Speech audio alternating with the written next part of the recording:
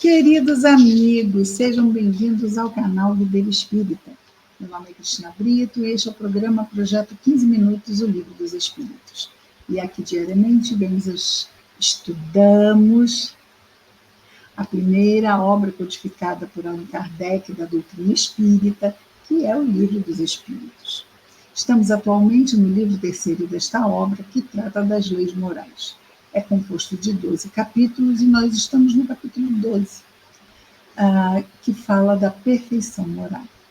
E estamos no subitem que trata do egoísmo. E hoje vamos para a questão 915, quando Kardec pergunta aos bons espíritos o seguinte: por ser inerente à espécie humana, ou seja, por ainda fazer parte, porque somos imperfeitos ainda, o egoísmo não constituirá sempre um obstáculo ao reinado do bem absoluto na Terra?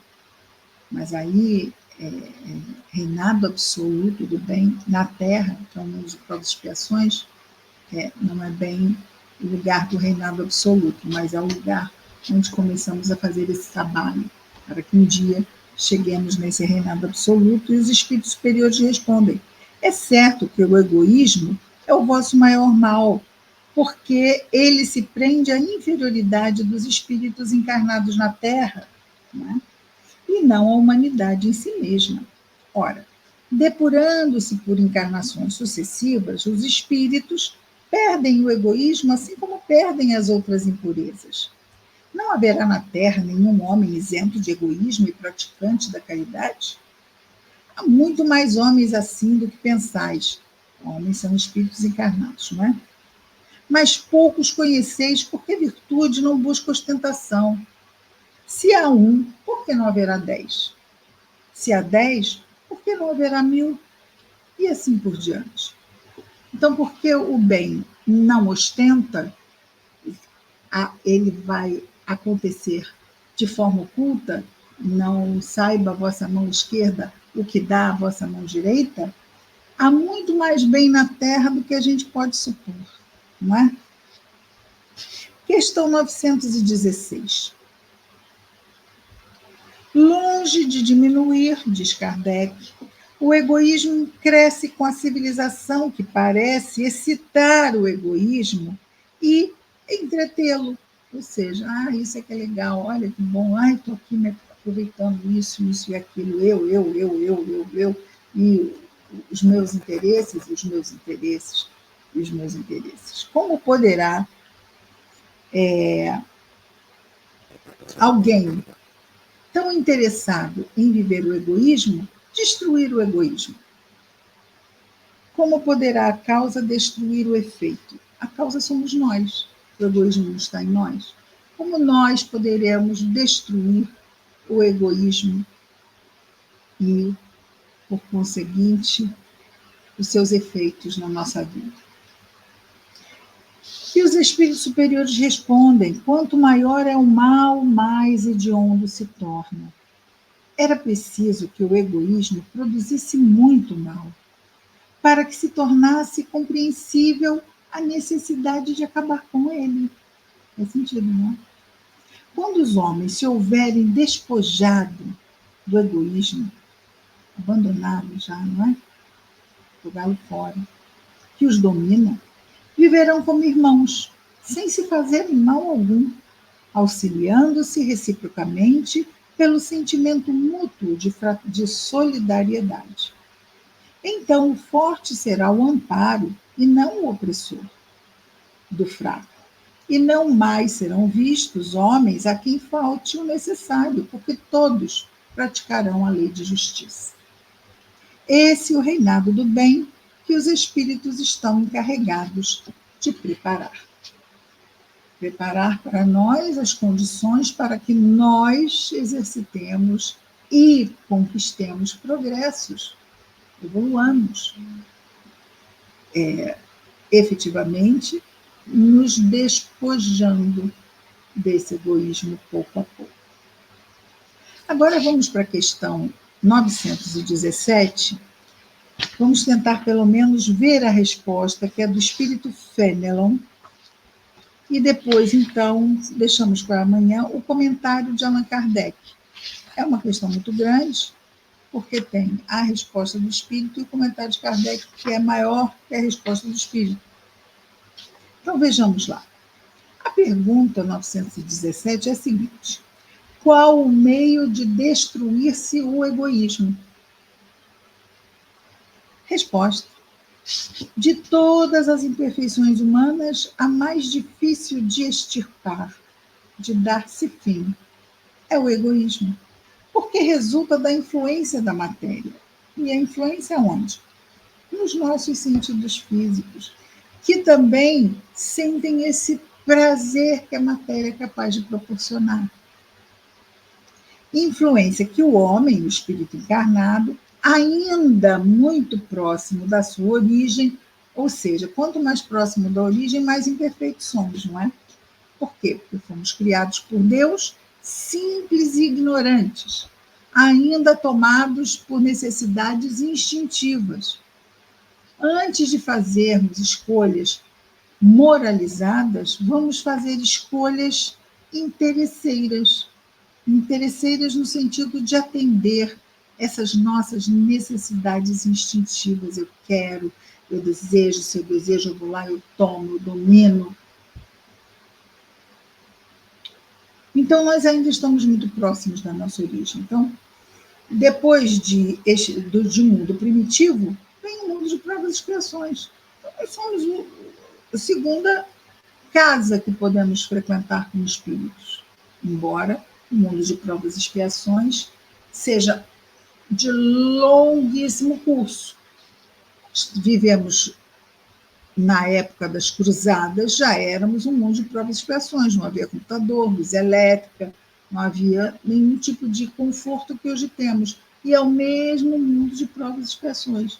Só que lá atrás éramos mais embrutecidos e hoje estamos menos embrutecidos, mas ainda próximos da origem. Ainda essas sensações que os nossos sentidos físicos recebem, e esses interesses ainda muitas vezes inferiorizados, podem vir a encontrar em nós eco. Daí Jesus dizer, não é?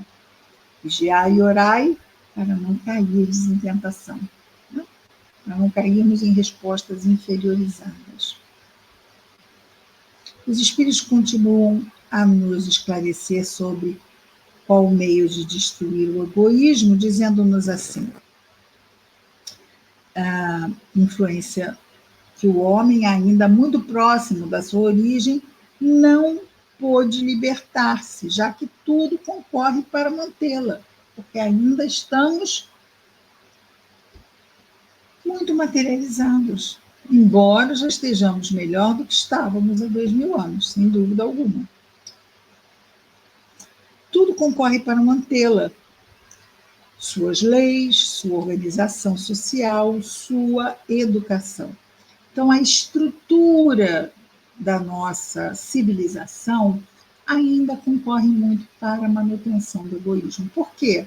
Porque a estrutura é feita por espíritos imperfeitos, onde o mal ainda domina. E o egoísmo é a maior chaga dessa imperfeição, não é? O egoísmo se enfraquecerá com a predominância da vida moral sobre a vida material e, sobretudo, com a compreensão que o Espiritismo vos dá sobre o vosso estado futuro real e não desfigurado por ficções alegóricas. Nosso estado futuro real. Vamos para o mundo espiritual e herdaremos lá, colheremos lá o que semeamos aqui. Não vamos esquecer, quem planta vento, colhe tempestade, diz o ditado, não é? E não ficaremos ou eternamente em inferno e céu. Não, vamos para lá e, como somos espíritos errantes ainda, vamos reencarnar. E vamos voltar, e vamos reencarnar, e vamos voltar à pátria espiritual, e vamos reencarnar para nos depurarmos, como uma criança vai à escola. Vai e volta, vai e volta, vai e volta, Quando chega em casa, faz o quê? Faz o dever de casa, não é? Continua se aplicando. Nós desencarnamos, mas continuamos nos aplicando no mundo espiritual. Mas as provas só fazemos na escola, quando estamos encarnados.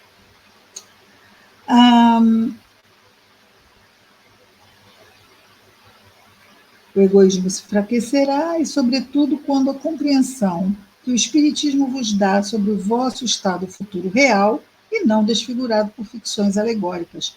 Quando bem compreendido e identificado com os costumes e as crenças, o Espiritismo, ou seja, onde não haverá assim, lá, o Espiritismo vai estar como um fato, simples assim. Quando bem compreendido e identificado com os costumes e crenças, o Espiritismo transformará os hábitos, os usos e as relações sociais. O egoísmo se baseia na importância da personalidade. Ora, repito, o Espiritismo bem compreendido mostra as coisas de tão alto que o sentimento de personalidade desaparece, de certo modo, diante da imensidade. E aí vemos que somos mesmo pequeninos e que existe, não é? Que a realidade é muito maior e nós fazemos parte dela. Destruindo essa importância, ou pelo menos reduzindo-a às suas reais proporções, ele necessariamente combate o egoísmo. Então, peraí, eu não sou, o mundo não existe para me agradar. Eu estou aqui para crescer e o mundo está me dando recursos para que eu cresça.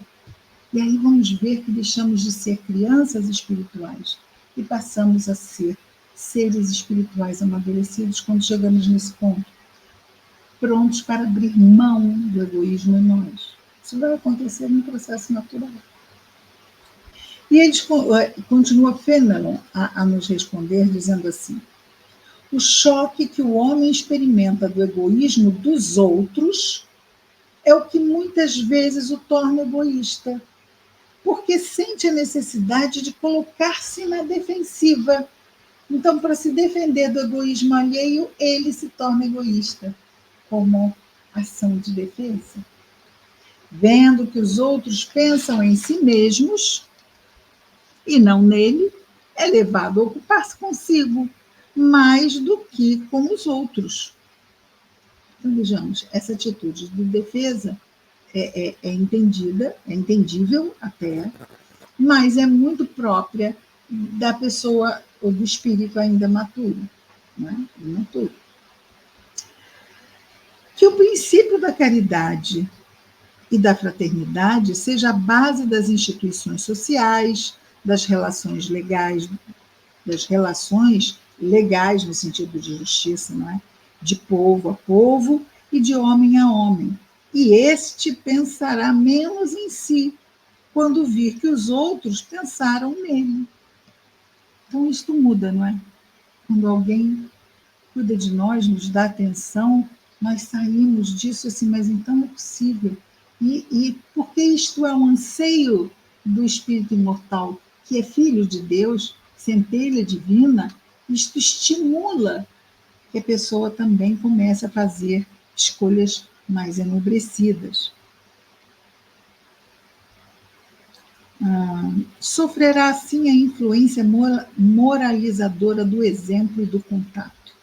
Em face do atual transbordamento do egoísmo, é preciso verdadeira virtude para que alguém renuncie à sua personalidade em proveito dos outros, que quase sempre não o reconhecem. É principalmente aos que possuem essa virtude que o reino dos céus se acha aberto. A esses, sobretudo, está reservada a felicidade dos eleitos, abrir mão de si mesmo pelo bem-estar dos outros, mesmo que os outros não o reconheçam. Quem fez isso mesmo? Foi Jesus. Não é?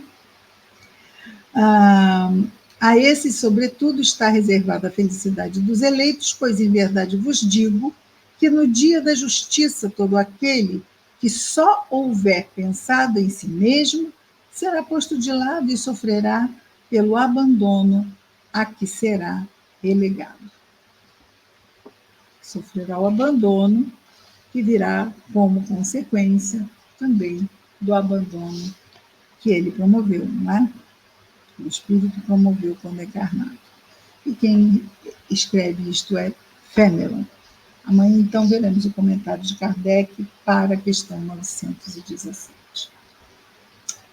Amanhã voltamos com mais um projeto 15 minutos, o Livro dos Espíritos. Até lá, muita paz a todos.